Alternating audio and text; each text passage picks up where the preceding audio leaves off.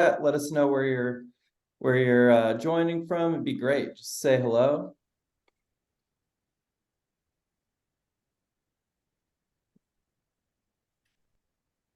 All right, got South Bay.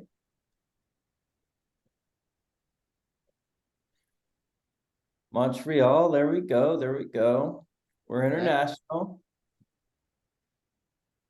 Yes, Lagos, let's go. Sacktown, we see you, Brian. London representing, okay. Good old Boston.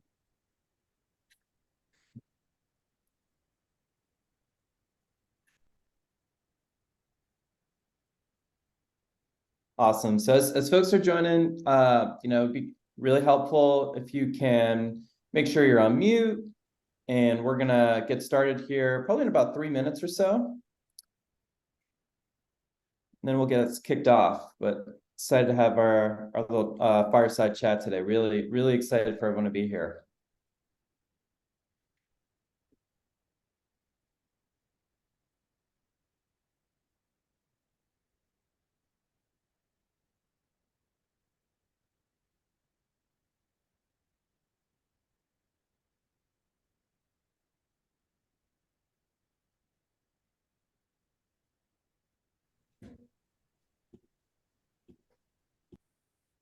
Yeah, I was going to say, we got to get some background music.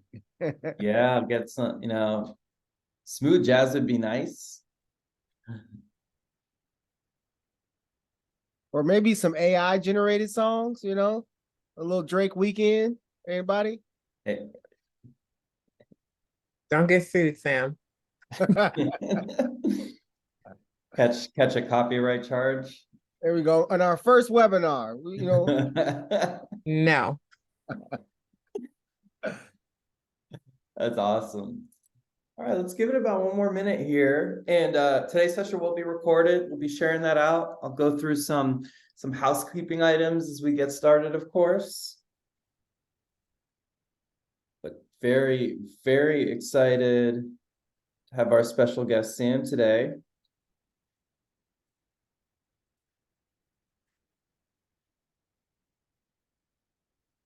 Take us through a journey, talk a little bit about how the world of data and AI is coming fast, coming hard to the CS world. So excited for today's conversation. Shouldn't be that much work.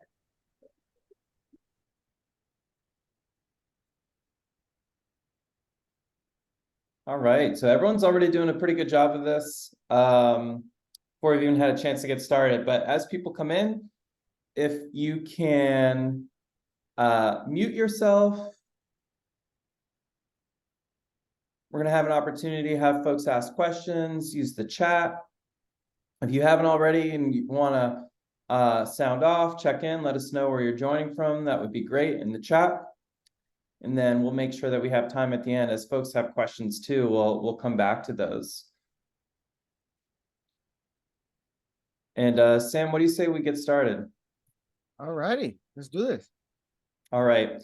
Well, thank you so much, everyone, for joining us today for a fireside chat. We're excited to talk about how you can use data, AI, and analytics to advance your customer success career. So with me today, I've got Sam, who's going to introduce himself here in a moment. My name is Adil Dittmer. I'm the head of customer success at TestBox. I live in the DC area, and TestBox is a demo automation platform.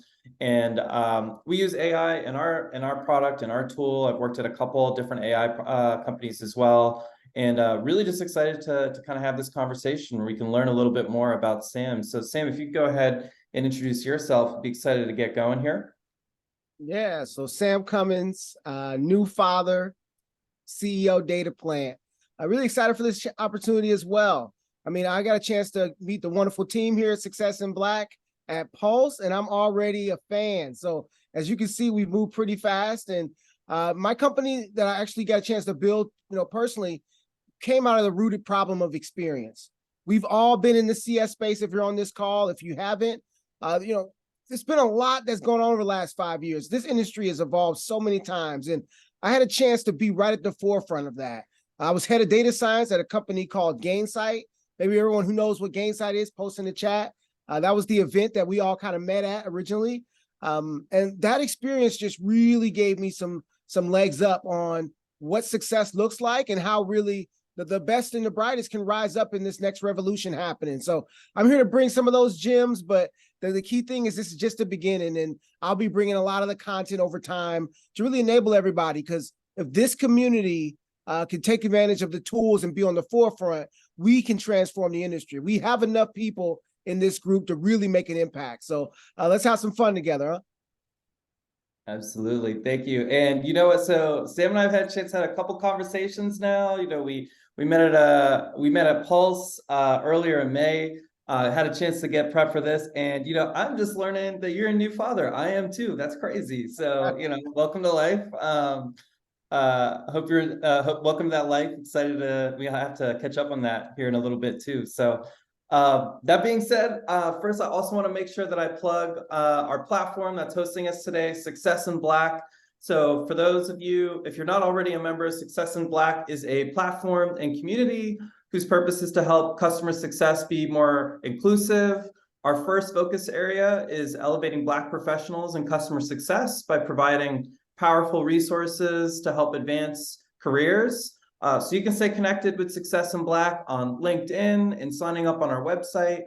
Through that, you can join the Slack community, and it's just a really great place to continue this conversation beyond today and make sure that you are finding ways to leverage and advance your customer success career. So super excited to have everyone here. One more time for the folks that just trickled in, from a housekeeping perspective, as you join, please join on mute. As you've got questions, if you've got comments, anything you'd like to share, we've kept the chat open. We want to hear from you as well. Very excited. And as we go through today, we're going to make sure that we save some time at the end to make sure that anything that we don't cover, just in the regular kind of back and forth conversation that we have for our fireside chat, we'll make sure that we go back to and talk through as well. So really just excited. And you know, Sam, for us to kick off here, I would love for you to just, you know, kind of get us started by telling us a little bit about, you know, how did you come to understand the pain points and needs out there that brought you to go ahead and find Dataplant? Tell us a little bit more about that. Yeah, really had a fun journey. So kind of digging into it. 2019, right? Everybody knows what happened in 2020. I don't even got to say it, right?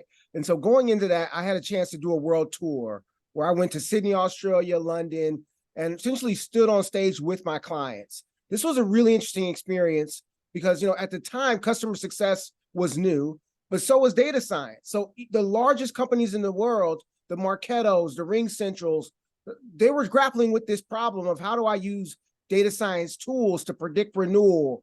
And they were coming to my team. So I was essentially helping these companies chart the most challenging problems. If I have 800 data points, how do I know which ones to prioritize? How do I even build any kind of sense out of that amount of data, right? And so like dealing with big data in customer success was relatively new at the time when I was coming in. And I got a chance to just see that mature. So rolling out frameworks and functionality and features, essentially was what was happening, and helping, companies build that out. Some companies might build out one aspect where it's like being able to better benchmark their clients by seeing how they perform compared to their peers. I think it's just one project that they would do. That would be their magnum opus, like their key success of delivering that. And they would power their entire CS program off of that. And then another organization might have it to where they're doing distribution. So they might look at like, what is the distribution on any metric, and then target the bottom segment, the bottom 10%. Like these are just examples of like strategies that we saw people go through. And then so many of them that didn't work, we saw people do over and over again. Everyone who's ever probably, used a health score of some type in customer success, the idea is we're using thresholds. So if someone logs in less than 5, then do this. If someone, clicks this button 12 times, then trigger this action. Or if someone has a renewal in the next 30 days, then do this thing. It's like a lot of this rule-based stuff was being put into the market, and so many companies were struggling because they would layer all these rules, and then get all these insights that they think are working, but then COVID happened, right? The world changed. And so literally I saw this happen real time where everyone had all these rules that said if usage of their product went up, then run an upsell. I can tell you how many customers that week after like the first couple of weeks of COVID, all of their rules broke because again, everyone started using their computers more, right? So customer behaviors changed. And so that true change is something that wasn't flexible for our people's architecture because we built these rigid rule-based towers that power our digital customer success or any of our renewal playbooks, all of this. And then all of that became obsolete. And so you might be, if you were in CS at that time, you probably recognize it as we had more one-on-one meetings, more red escalation calls. It became a human business. People threw the data out because they knew that at the end of the day, I just need to make sure I know with every one of my accounts what's going to happen. And so it's that real-time experience that I saw and I saw in life that gave me a real leg up to really create what we built with Dataplant and give each of you some gems from my learnings along the way. So I really love that you touched on that behaviors changed. And so you're able to see that, one, just because we were all living it, but two, in the data as well. So can you just break down for us, like at its most basic level, how can we make data seem less scary, right? Like what is data at its most basic element, and how can people think about it, to think of it as a friend, to be something that they can use in their everyday jobs? Yeah, and this is one of the other, just really insights that I got, and that is, even though there's all kinds of random data, everyone's data might have different fields, different field names, different, meanings, different connotations. But what we found in real world practice is that there's only around 7 data types. And when you realize that, it allows for you to, as a professional, individual contributor, or a leader, come into any organization and diagnose. Like, for example, one data source that a lot of people might build for being able to identify risk is around surveys. So like if someone has a net promoter score that's negative, then that's something where we want to reach out to them. Well, by definition, if someone already feels a certain way, then you're going to be reactive, right? And so like certain data types have certain conditions that they create. So if you come into an organization, or if your organization is basing your risk playbooks or your risk identification off of survey, you're going to be reactive. There's nothing you can do to make a proactive program out of that. And that's something that, again, as you understand the nature of the standard data types, and again, we'll be teaching this and rolling this out throughout our experience working together and additional content. But the core idea is like there are standard data types, and those data types have things that really impact how you do business. And that understanding and awareness of that will make every one of us able to not only feel like, more friendly with our data, but be in control and really drivers of our organizational change. Because everyone's on some part of a spectrum in leveraging their data, what sources they use for what different aspects of their customer experience. And it's that, again, under familiarity that it'll let you walk into any situation, no matter what company you go into. You start a new job, and your first 30 or 40 days, you're going to be crushing it because you understand the nature of the data that's powering whatever alerts and activities you can take. So it sounds like, instead of thinking about data from the perspective of you've got dozens or hundreds of variables, you can break it down to these 7 data types. And with each of these data types, what are the different things that folks can be thinking about in terms of turning that data, each different type of data, into something that they can do from a playbook perspective or from an action perspective? Yeah, and again, I'll jump into this really in more detail over time. So if you don't catch it all right now, watch back the recording or send me a Slack. But at the root, there's really 3 tiers of this. And I know I'm giving you some terms here, but essentially there's tier 1. So think of it as like stuff that is the most real time or the most actionable. And that would be like product usage data or engagement data. Did they attend an event? Are they attending our calls? Are they following up with our emails? How many stakeholders do we have engaged within that account? What is their product usage? Are the people using the features in the product? Like those sources in tier 1 are where you want to build your business.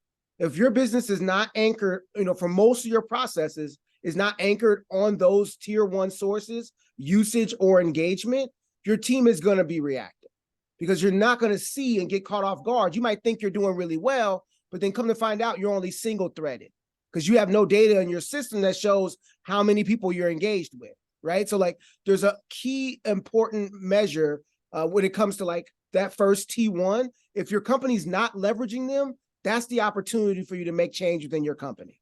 You can go forward and say, hey, it looks like we're leveraging, maybe NPS to power this, or we may be using support ticket data for power risk alerts. Whatever you hear, you could diagnose that quickly. That tier 2 is what I've kind of dug into a little bit here, which is ability to look at support ticket data. Again, if someone has a ticket that's having an issue, they've already had an issue, right? So like there's a certain level of reactiveness where, the support ticket is more ability for you to be, to be proactive than it is the sentiment, because once they've had a negative sentiment, it's already bad, but it's slower or less impactful than usage data, right? So like there's a clear spectrum from tier 1, usage engagement, tier 2, which would be support, and then outcome data. So like what things they want to achieve and the objectives they want to get within the product. And so like those tier 1 and tier 2 is where you'll build a bulk of your business. The biggest risks come from when you're anchoring your business on tier 3, which tier 3 is, again, survey data and then subscription data. If the only time we talk to our customers is when it's time for them to give us money, we have lost. And so most companies will build all these frameworks around the renewal date. We had to have a 60-day playbook. That's essentially putting you at the center of your customer, not the customer. And so again, that tier 3 is if you have your company today and you're using NPS or CSAT to power some kind of risk stuff, or you're running most of your playbooks on, when the renewal's coming and that's it. And based on how much they're spending, that's when you have an opportunity to really drive some change within your organization and try to find ways to get into those tier 2 and tier 1 sources. Yeah, and what I really appreciate about what you just shared there is that, data has already happened, right? It's telling you what's already happened, and that's how you get that data there. So by nature, looking at your data is going to tell you the story of what already happened in the past. And so our goal and responsibility, we always talk, how do we make customer success more strategic? How can we be proactive? So now how do you think about taking what you're seeing in the data that's telling you what already happened and turn that into a plan for what you can do moving into the future? Yeah, and this is where the magic happens, right? So there's a lot of factors that go into this being done right as the organizational level, right? It's a team sport. But just at the fundamentals here, when we think about like the ability for you to project, there's 2 real things you want to do. You want to see how does that customer or that user's experience compare to others like them? And then how does that compare to other people that have been successful before? It's not rocket science, right? It's a very straightforward thing. But in practice, it is rocket science because you have to bring the data together. You have to capture the outcomes of people who were successful before. You have to track all the history of all the interactions. And then you have to combine all that data, right? So there's a lot that has to happen to actually do it well. But when you do it right, imagine I could tell you, hey, I could tell you're at risk because you're performing 20% lower than all other clients that are the same size as you and bought for the same reason. But I can tell you even more. Not only that, but like the people who actually get, $100 back for every dollar they spend, they take on 8 activities and you're only taking on 3. So there's a key thing that we can do to move the needle here to get you more value. And so I'm able to project because I have context. And I'll introduce that here a little bit as we dig deeper. The powers in this word that we all might know called empathy. And a part of that empathy and one of the formula factors here is the ability to have context. And it's that vehicle that, again, will allow for you to predict something, even with the history. So, right? So I know your usage is how you've been using it, but I can compare it to previous people that have used it and been successful, thus have context. So it's all about, again, leveraging that ability for you to build that within your business, where again, your company might not have any benchmarking capability, or it might not have any projection technology in place. Like these might be gaps, but there's still things you can do within your own book of business, which I'll show a little bit today, but you can check in to learn more, that allow for you to control within your own book of business or your own team how you're able to be more proactive and more strategic. I love that, Sam. So, I mean, I think what's really important for me when I think about it is that, your data is only informed by the context that you have, and that the customer success manager always has some level of context that the customer doesn't have, and the customer always has some level of context that the customer success manager doesn't have. And so I feel like it's your responsibility to figure out how you can have that exchange of information, understand what's going on with the business. And then your customer wants to know the context that you have. Every CSM has context on the other customers in their book of business that the customer doesn't have. So those are ways to think about, hey, how can I bring value from a context perspective to our customer? So I really appreciate you talking about that importance of adding context to it. Like, can you spin a little bit more on empathy? Tell me a little bit more about that. I think that that's a really important piece here too. Yeah, so I'm gonna go ahead and jump into a little bit of slide action here for us here while we're rolling, 2 for 1. The future is all about empathy.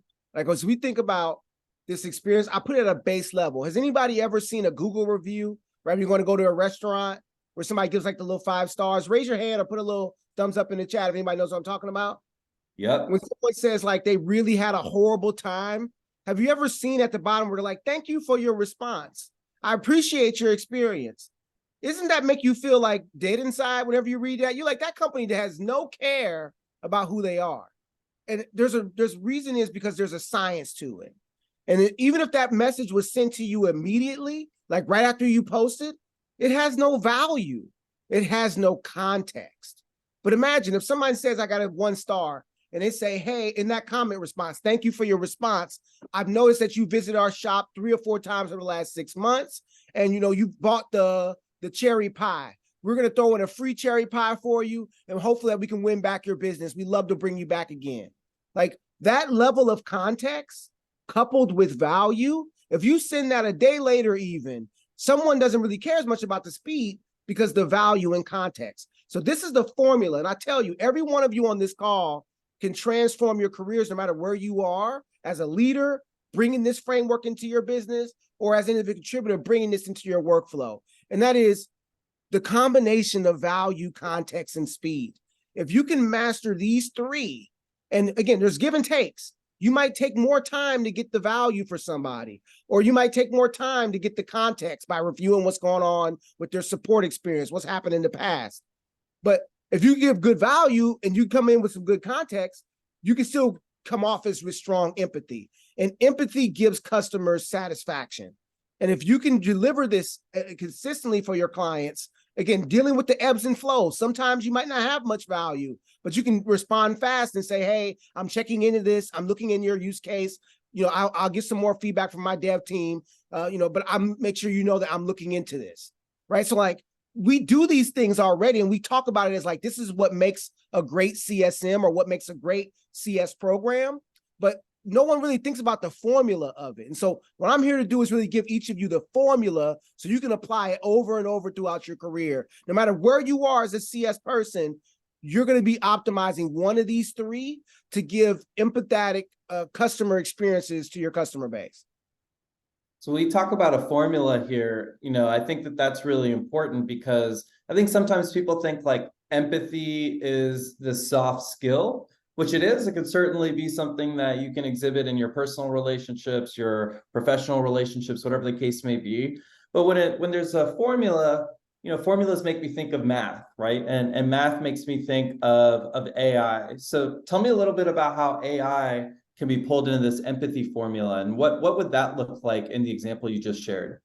Yeah, empathy is so easy when you got a lot of time, right? Or when you have few accounts, it's easy to be empathetic because I'm all in for you. I've spent all my time. I'm very familiar with your situation. But when you have to make choices with time and energy and effort, there's a key formula challenge here, and this is where AI might come into the fold for most folks. Empathy does not scale easily manually. I know that's a big one to take off. A lot of words, a lot of L's and Y's there, but it's important to understand. To do good customer success is to have strong empathy through their data. And what I mean by it is like, you can't be on every call, right? You can't be in every interaction. So a lot of times you're going to leverage data as a proxy for experience. You're not there with the customer watching every click that they do. right? And so, but you can see the data to tell a story of what they did. And so it's that kind of experience challenge that no matter what, if you have to throw people in your organization to scale your ability to deliver empathy, you don't have enough dollars, right? And so this is where you've seen a lot of the industry push towards community and like these things of like, I'm gonna have a community portal where again, my community can respond because people can feel empathy from other clients, right? People buy and people continue to buy from empathy. Like that is the superpower that consistently can bring you back business. And so one of the tricks you can use is community, right? So like, instead of me having a bunch of people, let my customers be able to talk to each other. So then that will give me more empathy at scale. But like, even that has its challenges. Everyone who's used Salesforce's, or anybody's like log, right? It's a challenge, right? Because time changes, products update. So like trying to look at an old report that tells you how to fix something from 2 years ago, does that even work anymore, right? So like, it's hard to do and scale it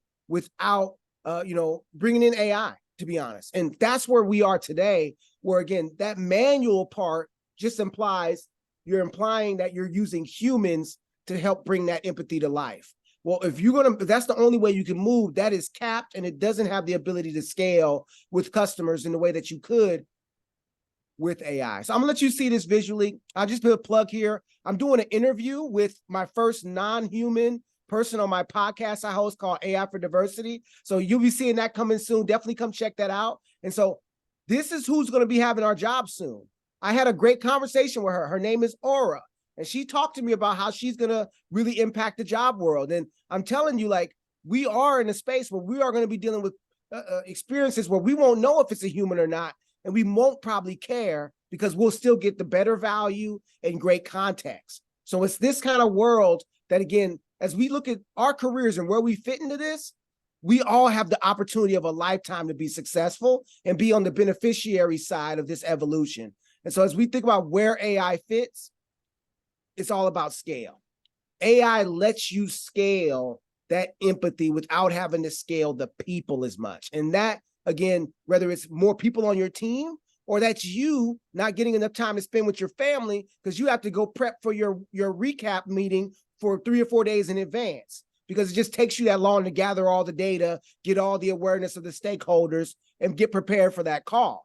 Well, that's what we mean when we talk about scale. It's not just adding more people, but removing time from the jobs that you do within your customer experience. And so that's where scale plus empathy creates this world of digital empathy that we're in today.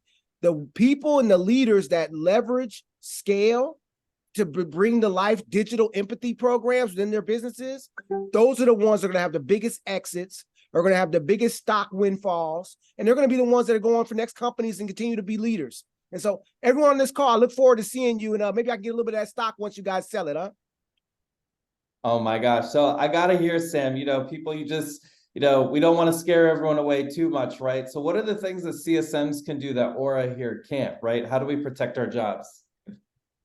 The value in the context. And that's where, again, just doubling down on your ability to bring to life these experiences, because the AI sector is going to really start slow. Just, everybody is saying like our jobs are gone yesterday. Pump your brakes. We're not there yet. What's happening essentially is those who leverage AI will take your jobs. You know what I'm saying? So it's not a matter of like, should I sit on the fence and wait for this stuff to get to better, you need to be in the actual in market experimenting with these tools and really taking that formula that I showed and applying it within your business. So if you look at your customer interactions, where is the challenge today? Are you not giving enough value? And you can tell that by if people ghost you or not, right? Are you not giving enough context? You can tell that if customers are coming back and forth a lot through your emails. Like if you have email chains that are 69 emails, context, right? And then another one is speed. If you see a lot of frustration or customers are like concerned or a lot of escalations, you probably got a speed issue, right? So like it's really universal. And that's the greatest thing about this is no matter what company you go to and what role, as an individual contributor, you're going to tee yourself up for management and tee yourself up for leadership because you're able to see the forest from the trees. And while doing that, by applying these same concepts, you're going to be successful with your account. So you have the double whammy of being able to communicate what you want to improve about the business. It's working for my clients, and I can see how I can help all of us be successful. And so that's, again, just maybe some context I love to share. Like, as we go deeper, we work together more, over the coming, calls we do. Yeah, Sam, I really appreciate everything that you're sharing here. You've got a lot of experience from the data perspective. You've figured out how to make sure that you're leveraging AI in a really important way. Like, I just love to, kind of taking a step back here to share a little bit more about how you realized all of this, and I guess, maybe more pointedly, you walk into a room, you tell people, hey, I'm a co-founder of a data company, I'm a data scientist. People's eyes like glaze over. Like, what is it that people don't understand about being a data analyst or a data scientist that you can help them understand, so that we can kind of demystify this a little bit? Yeah, no one has it figured out. You ever remember the Wizard of Oz, right? The idea that there's this guy behind, or guy, girl, whatever, behind the scenes that makes it look like it's this grandiose machine, but really it's just somebody pulling some strings. That is most reality here, right? So like, there's pockets of figured it out. So like, this organization might have really figured out their life cycle management program. This organization might have figured out their digital tech touch based on usage behavior. This company might have figured out their upsell retention program. And so there's so much of this that, again, with organizations like Success in Black, this is where we change our careers and create our opportunities. Because as you share for what your experience is, and as someone else shares what their experience, we all have the ability to connect with each other, have these types of dialogues and learn and grow. And that's what's so exciting right now. It's like, if we were in a different industry that's maybe been around for 70, 80 years, there's like standard ways that people, ships goods all over the world. There's a certain container size that is the same, and that's the only way that the world is able to ship goods back and forth. Because if a shipment comes from China and it docks in LA, it fits, right? So like, these things have been figured all the way out. Customer success is far from that. If anybody tells you like, this is the framework, or this is the success playbook that works every time, they're lying to you. They're selling you hope, because really there's unique scenarios for every business and where they are in their business journey. The things you're trying to achieve as a company in your seed round, or a company in your Series A investment round, is completely different than Series D.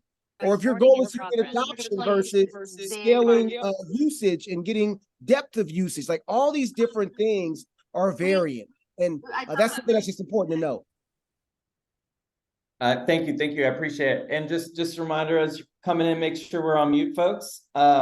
But yeah, I mean, look, so I heard that last part too, and that really resonated, right? I think oftentimes we're in such a giving community where everyone is able to share what they've learned, what they do, and what's being successful for them in the context, again, of their personal business situation. And then it's hard if you're at a early stage or growth stage company, and you see all these really successful folks at that are far bigger than you, implementing things around customer marketing or all these tools with roles that you don't have on your team, and resources that you might not have in your team yet at the scale that your business is at. So I appreciate you reminding everyone that there's no one way to do customer success, and you have to think about doing what's right for you in the context of what your customers need. And that's really what the empathy part means to me. So I appreciate that a lot.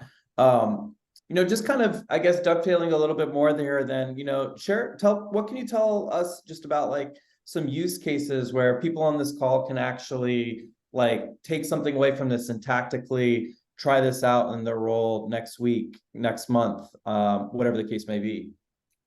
Definitely. So I wanted to bring this in and actually show you today. So if it's okay, I'll go ahead and share a little bit examples in our platform, Dataplant, to kind of facilitate these conversations. But we're going to walk through some use cases I think everyone can apply directly within their books of business, or even if you're a leader within coaching your teams to succeed. All right. Yeah, let's do it. All righty. Can everyone see my screen? It's looking good. Hey, so just for those that know, just give me a little context here. Dataplant auto-generates all the insights, right? So we've pulled the human work out of your ability for your CS operations to take place. So if I want to go after a renewal playbook or if I want to go after, my clients that have the least usage, any types of goals you're trying to achieve, we're delivering that without you having to have somebody go build it. So typically today, if you want to do any kind of program, if your leaders have any kind of thing they want to achieve, you have to have someone go either run that analysis or someone has to go build that out for you. So you have that dashboard you can use. We're doing all that automatically. So just at a base level, Dataplant auto generates insights. And then from there, it's able to essentially, put you in a position to where like you could just talk to Dataplant. So just to show you here an example, I can just have a conversation with Dataplant, ask for insights, and it will generate it for me. I just want to bring you guys to this world.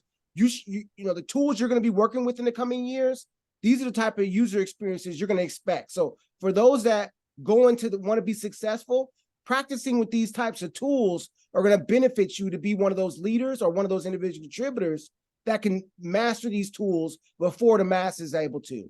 And so, for example, here, I want to see downloads and logins, usage data, over time, and industry insights. And again, usually somebody has to go, you're having a leadership discussion. Yeah, we would love to improve downloads this week.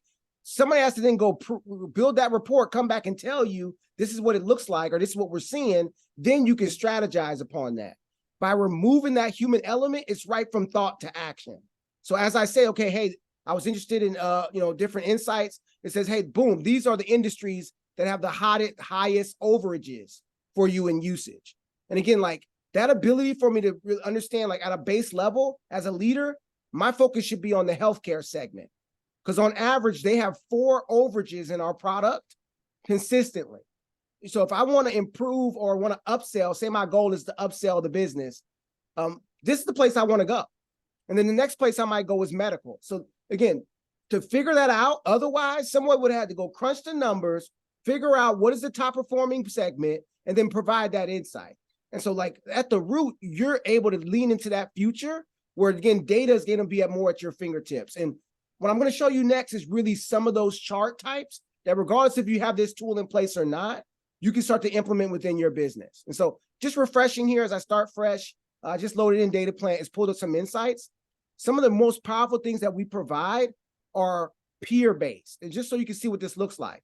This is showing the number of lost power users. So people that have stopped using your product at this company called Code Engineer. Now, if I want to prioritize, and our company just said, we want to make sure that we get as many power users. So we're going to run playbooks against all the companies that have lost the most power users. Well, when you start to look at your book, where do you go? Where do you prioritize? Well, with tools that you have available to you, even if you have Excel, try to be able to compare that client to how they perform compared to their peers. So like in this example, I can tell that Code Engineer is a real risk because they have more people that they've lost than any other person that's onboarded at the same time as them, people that have got the same renewal quarter as them, people that are managed by the same CSM. So if I'm Brandon, there's no better account for me to focus on for this initiative than Code Engineer because they have on average more power users lost than our other accounts in my book. And again, it's that kind of ability to distinguish real risk is where the business that are more successful than others. Because so many times we build these rules or you might get these alerts like your call to actions, but you don't even use them because they're not relevant. Or you're like, you could maybe focus on this, but this wasn't the most important thing. So you still get surprise churn. Being great as a CSM is about being at the right place at the right time. And it's this type of analytics, peer comparison analytics, that statistically is the highest performing approach.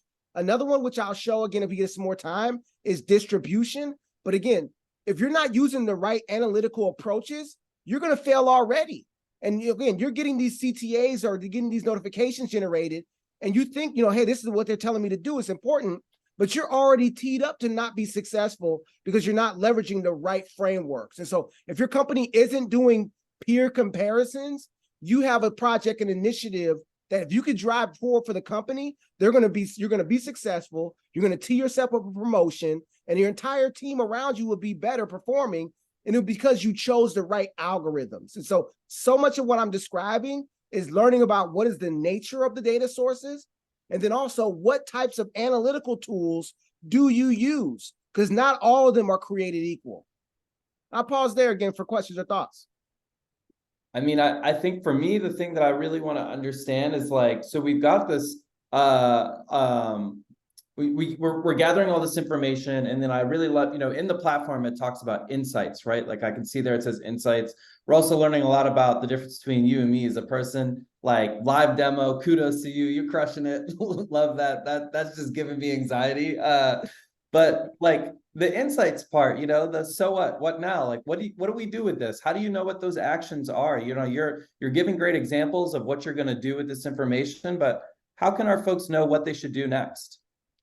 Build a library for yourself. And this is where, again, there's two parts of this coin. There's visualizing. So as we talked about, being able to visualize where's those real opportunities. There's different tools for that. You can leverage, peer comparisons, things like that. And then, there's other types of models that work really well. But then the other side of it is the action part. And so I'll just show you a little bit here. And again, I'm just using Dataplant as a vehicle to have this conversation.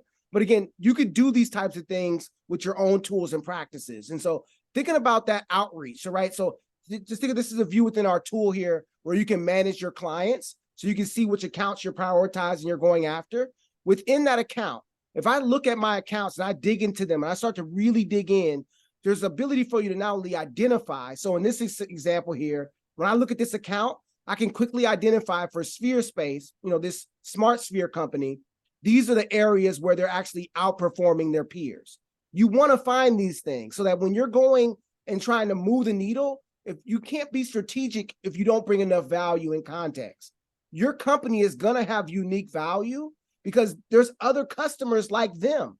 So you can go back to them and say, hey, you're using it more than other companies like you. And we see you're doing it at 80% higher, but these are the places that we can improve.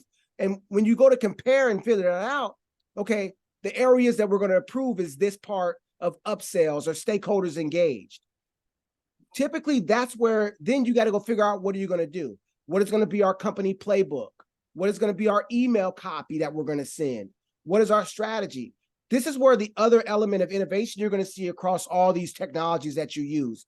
Yes, Dataplant is leading the charge, but what I'm about to show you is what you should expect from vendors going forward. And so that is the ability for you to have essentially the message auto-written and ability for you to bring in your templates into a tool that lets you do this analytics. So right now, if I click on this button here, if I think the issue is stakeholders engaged, I don't have to write up the email or come up with the message to send to them. I just click this template right here, and essentially ChatGPT will write that email for me. And so there's so much of this that you see people doing right now where they might have ChatGPT write their emails, but there's a key next step to that that's coming where essentially people will have not only, ChatGPT write emails, they'll be able to create their standard templates. And so your team essentially is going to be in the right position to take action. But think of you as an individual contributor. You don't have to think anymore about what you're going to say and how you say it. Essentially, you're ready to take action. And so if you can get really good at identifying risk and then have tools like this that help you automate the action, that's where you get scaled empathy, because you will communicate contextual messages because it will be timely in the right place at the right time. But then you'll have things that are proven to work because you can take the emails that you've sent before again and again that have worked before. And again, this is an example of individual account. But what you'll see a lot of times in these tools, I can also do an entire segment. So I can say, hey, give me this entire segment and then show me here what's going on. And then instead of me having to email someone individually, I can email all my clients that are struggling with adoption today. So all my low usage customers, here's a message that drives usage improve. I can invite them to a meeting with us. I can set up a different session, and that ability to really A and B test and do things on the fly, to do that at scale is what's going to really move you. And so get that opportunity within your company. Ask people, what emails have you sent already? What templates are you using? What is your renewal email that you send? Let me see that. And as a team, you could build your own little repository of templates and examples. Use ChatGPT. Your company might or might not let you, but again, these are things that let you build your repository. What's amazing about what we're doing with Dataplant is you can actually leverage your data points live here, right? So it's not just you having templates, but like the ability for you to come in, leverage your insights and bring that to your client, the action part is so much of your time sink. And if you can remove that time sink of you having to send follow-ups, draft the message and copy, you can really bring yourself to an elevated level where you're successful, but you're not burnt out. Because the biggest issue is to be great as a CSM typically equals burnout, because you're spending so much time in value and context. So getting the context to give value, working with teams to give the value so you can get the speed. So like that empathy formula is where, again, improving the ability to take action and using the right analytical tools to actually be able to get visibility, that's what's going to put you in that position to really accelerate your career. Yeah, Sam, and there's a good question in here too, in terms of like where the data is coming from in Dataplant. And really at the core of that is, how do you have confidence that the insights that your platform is generating for you is based on all of the right inputs, right? And just talk a little bit about, what this looked like in a world pre-Dataplant or now, the inputs, the outputs, the actions that we get to. How do you get there? Yeah, and again, this is really a critical part of what's changing in the industry. Great question. So before, the way that industry, the whole customer success works is you are pre-baking your stuff. And that goes all the way back to Salesforce. The idea of like, I configure my Salesforce and then people use it. Or the idea of I build my Tableau reports and then people consume it. And so that mechanism today essentially is carried over to as customer success was founded. You build out all of your customer success operations and then people use it. And so there's this idea that like, if I'm going to build it out, I have to then make sure it works in that initial testing, and then it's good. That's kind of the idea. But there's so much into that again, right now, the way we've kind of solved it is like the premise before was that learning of what's working, what's not is in a human's brain. So you have to pay an admin to be the person that maintains everything, tweaks the rules, improves everything. The difference is these tools are self-learning. And so as you're using it, and I say, you know what, I really don't care about this week engagement timeline details. I can archive that. But then I also say, you know what, I really do care about the companies that have had the biggest executive sponsors loss recently. I didn't have to generate this. I didn't have to create anything. It was auto-made for me. I just favored it. And so we all have experienced this with social media, right? Like you don't have to go make all the posts. You just go and like what you like, and the tool over time gets better at providing you insights. And so you'll see that this is a usability learning loop. And most tools are starting to like try to get towards this. It's still a whiles away, but this is the future of technology where these tools will be self-learning. Now there's usability learning loops.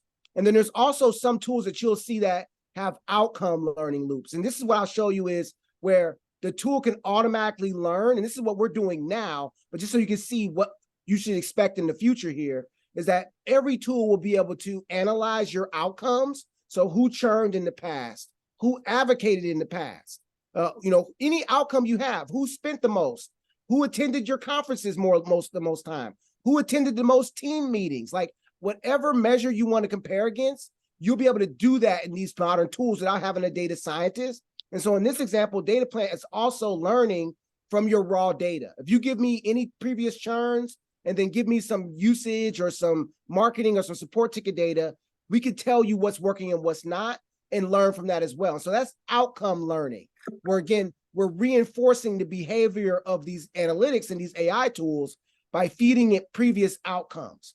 These types of functionality today aren't baked into a lot of the tools that we use because the idea is like someone pre-builds everything.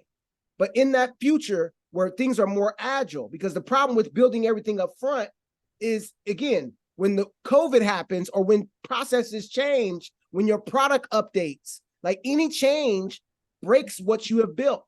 And so it's that challenge that we call, it comes from being rule-based. And so as tools move away from that like pre-built rule-based to agile dynamic learning, that's where we walk into this world of what they call sentient tools, meaning, same type of tools might still be the same tools we're using, but they're self-learning. And so that's the key part of like today when we work with a customer, we see that in their data in that first week. We'll download any reports that we see, we can download it, export it out and take a look and make sure it looks good. But they're not caught up in making sure it's perfect because there's no barrier to build. They can quickly get new charts and new insights. If this data didn't work, pull that data out, throw some new data in there. We've removed that pain of making stuff perfect, which allows you to move a lot faster and troubleshoot your data. All right, so I definitely want to make sure we have time for questions here as folks are thinking about it. So just to call out, if anyone's got any questions, feel free to go ahead, drop them in the chat. It'd be really great to hear that. And as people do that, Sam, I guess, like, you know, just as a conclusion or a final takeaway, what would you say are the things that CSMs can do today to prepare them for a future of being very successful in this world that you're talking about, where every tool in their tech stack helps them leverage AI to understand their customers' behaviors better and identify the insights that matter to the businesses and have the actions that they should be taking? What are some of those things that they can do to focus on that? Yeah, this is where there's such opportunity for you. So one, I would take the empathy framework and go back to your book of business and you think about your customer interactions and really work that formula out. See, like, from your take a couple of your interactions and try to rate them on how much value am I providing in these interactions. Ones that went really well. Where was the value? How did I do on context? How did I do on speed? For places where customers didn't quite work out, look at the same thing and then put them side by side and get a feel for it. Like, for my customer interactions that where the client didn't go so well, was it value? What was the issue? Was it context? Because the interesting part here is there's no magic number for each of those variables for all businesses. Every business might have a different level of expectation of value, context, and speed, right? If I'm working in manufacturing, I might have a total different concept of speed than if I'm working with a SaaS product. So, like, there's context to this that, has the same way. And then with value, the amount of value you expect. If I spent $30,000 on a product versus if I spent $3 million on a product, I have a different expectation of value with our interaction. So in general, using that framework is going to be the number one thing you can do within your organization. The number two thing is you want to position yourself as an innovator within your company. In these times, the laggards, everybody's ever seen that bell curve. There's no benefits to the laggards. The winners will be the ones that navigate a little bit of the noise, be a little bit of a trailblazer, but are able to really lead the charge on some of this innovation. And so one program I recommend everybody to do, or even try to establish in their companies, is what they call active learning loops. And what this is you might get a committee of folks across different teams, or even maybe just a couple people within your team to go out and try different AI tools, practice them out. So like for a month, take a problem. Our problem is customer note-taking. And then go and try what free tools are out there. And you all report back together, share what you've learned. And so what that does is it allows for you to be a person that's changing and bringing positive change to the company. That is one of the best things to accelerate your career and give you an X factor in your performance. And so between leveraging the empathy framework I wrote out today and then rolling and really trying to build out active learning programs within your company where you target strategic, niche use cases in your workflow and try to really see what's out there, you will put yourself in the forefront. Whether you're a leader already or looking to be, you'll be that person that people call to. All right, appreciate it. Jean-Pierre, you want to actually come off mute and ask your question? Yeah. Oh my goodness. Thank you, Adil, for hosting, and Sam. I mean, this is incredible, man. I love the way you present too. I wanna know about, are there any books you suggest to read as far as getting into shoring up our data science knowledge, or any like newsletters or sources we can follow online to keep up to date with? Yeah, there's a wealth out there. I mean, I'll put some in, we're creating a Slack channel in the Success in Black group called Data Driven. Okay.